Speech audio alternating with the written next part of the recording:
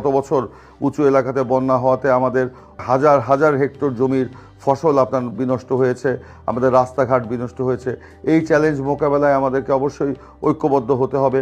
নদী শাসন করতে হবে, নদী খনন পুনর্খনন করতে হবে, খাল খনন করতে হবে, বন্যার পানি বৃষ্টির পানিকে খাল এবং নদীগুলিতে ধরে রাখতে হবে এবং শুষ্ক মৌসুমে সেগুলোর সেচের ব্যবস্থা করতে হবে, যেটা শহীদ প্রেসিডেন্ট জিয়াউর রহমান সেটা আমাদেরকে দেখিয়ে গেছেন। আমাদের নেতা তারেক রহমান ইতিমধ্যে ঘোষণা দিয়েছেন বিএনপি ক্ষমতায় আসলে আমরা খাল খনন, নদী খনন, পুনর্খনন করব এবং একই সাথে এখানে জীব বৈচিত্র্য আমরা রক্ষা করে এখানে বনায়ন কর্মসূচি আমরা পালন করব। এখানে আমরা আমাদের হালুয়াঘাট ধোবাউড়ায় আমরা সরকারি জায়গা এবং যেখানে কোনো জায়গাকে আমরা ফেলে রাখবো না, সব জায়গাতে আমরা গাছ নির্মাণ করব, সেটা ব্যক্তিগত হোক, সরকারি হোক, খাস হোক, সব জায়গাতে আমরা গাছ লাগাবো।